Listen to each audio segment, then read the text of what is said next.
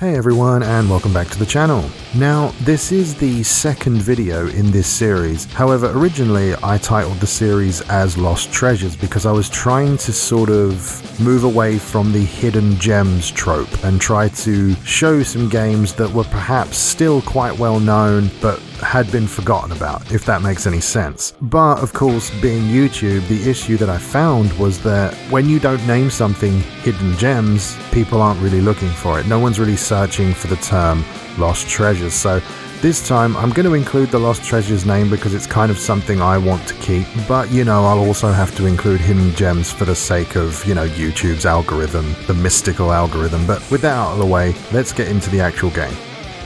The game that I'm going to talk about today is Pure for the PS3. I believe it's also on the Xbox 360. It's a trick-based racing ATV game with a massive amount of customization and just style. For me, it feels like the SSX games, except for obviously ATVs. And the reason that I like it so much is just that it's so fun to play, it just hits all the right notes for me. Now, I'm not much of a racing aficionado in really any sense. I don't watch any type of racing on television. I don't really play racing games, but I do enjoy the more arcade style ones. As an example, I don't play Forza Motorsport, but I do play Forza Horizon. I'm not that interested in Gran Turismo, but I am interested in Split Second, which is another hidden gem if you've never seen that one. I just prefer the more arcade style of racing over the simulation type, and if you're the other way and you prefer simulation, then fair enough to you. But for me, this is where the fun is. So first, I think the best thing to talk about is going to be the gameplay. I'm pretty much always a gameplay over visuals kind of guy, so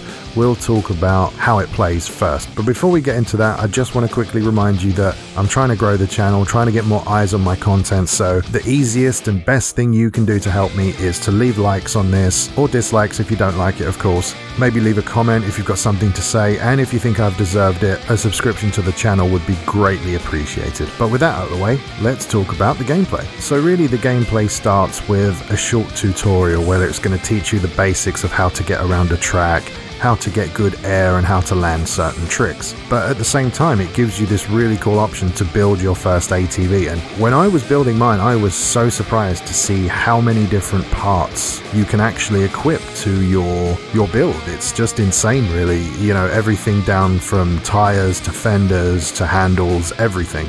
Even colors and stickers, things like that. And most of the things that you put onto your ATV actually do affect its performance. You can usually choose whether you want a more racing style of ATV or perhaps one built better for tricks. And this customization was really something that stood out to me back in 2008 when this game was actually first released. And while we're on the subject of release, I actually found it really weird back in the day that this game was published by Disney. I found that really, really strange, but then Disney owned BlackRock Studios, who made the game, and they also made a game that I mentioned earlier called Split Second, which was another awesome racing game that you should definitely pick up if you have the chance. It's always cheap and easy to find, so I may actually do a separate video on that. But back to the actual gameplay. After you've done the small build, I say small build, it does take quite a while to build your ATV. You're probably seeing the footage of it right now. You get put into the tutorial, you have to do a small section of learning the basics, and then you can basically be on your way and do whatever you want. It has a really long and quite challenging global tournament mode where you just have to go through the rankings and, keep coming in first, essentially. Like most racing games, it's an arcade style of story mode. It doesn't have much in the way of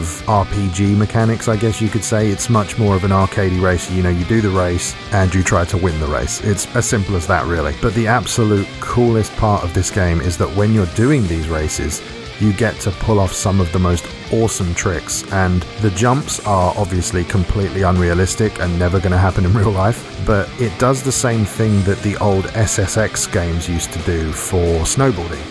When you come across these massive jumps and you just fly through the air doing all these insane tricks, and it would kill a man in real life, but it was just so fun to do because it was the unrealistic nature of it that made it so fun. And you'll probably see in the background gameplay some huge jumps that just pull the camera back and you can just see the whole map. It's really, really cool and really fun to play. And that's really what hit me first, besides the customization.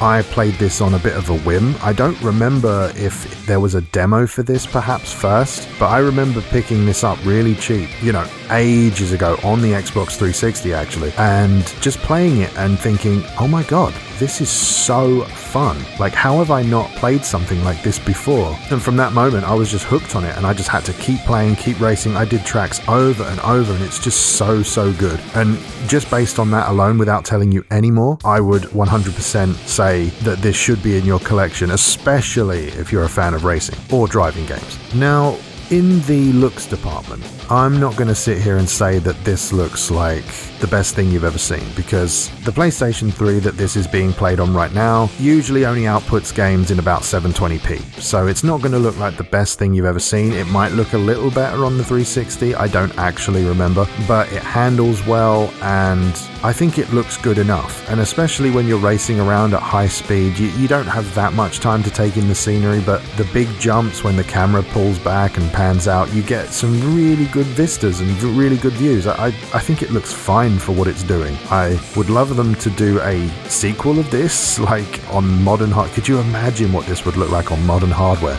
It'd be absolutely amazing.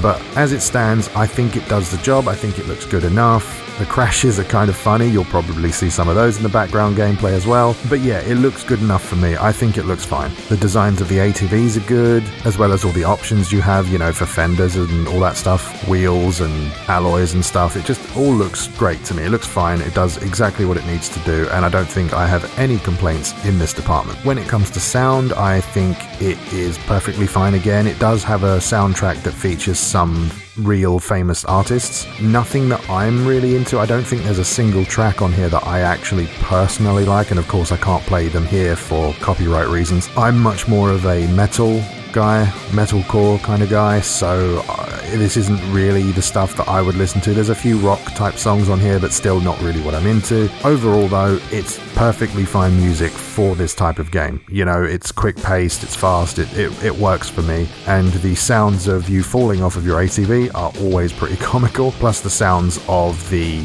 world itself, the ATV, the grunt of the engine, it sounds absolutely fine to me, does the job perfectly. Not the highest end thing in the world, same as the visuals, but it's fine. In regards to things like replayability and does it get boring after a while? Frankly, no. I'm the same with things, again, like SSX, where if the racing is fun, I can pretty much do it over and over and over. And I'm somebody who likes the Dynasty Warriors games, which are incredibly repetitive. So I'm okay with repetitive games as long as the repetition is fun. When the thing that you need to repeat feels like a chore, then that's usually when I check out. But this game, things like Split Second, things like Dynasty Warriors, even things like Destiny 2, they're all very samey all the time, but the moment-to-moment gameplay is usually really fun, which is what keeps me coming back. Even in Destiny 2, whether the story is really crappy or, the missions are not particularly interesting, the moment-to-moment gunplay in that game is what keeps me coming back. It's just so fun to actually shoot things. And the same goes for this as a racing game. While it doesn't have much progression past winning all of the tournaments, it does have that fun factor, so it always keeps me coming back. And I think in conclusion,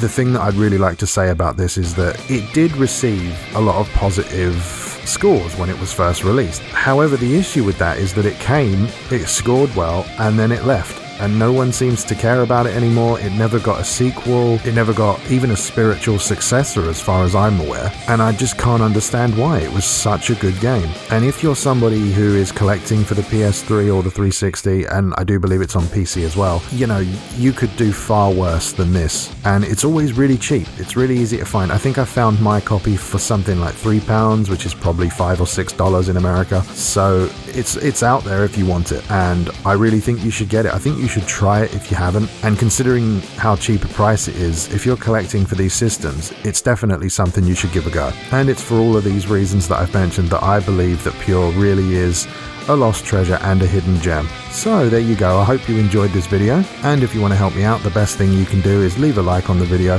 perhaps even comment me a game that you'd like me to cover next, and at this point, if you think I've earned it, then please do consider subscribing to the channel. I don't just cover retro stuff, I cover modern gaming and current news as well, so there's probably something for everyone here. But as always, thanks very much for watching, and I'll see you next time.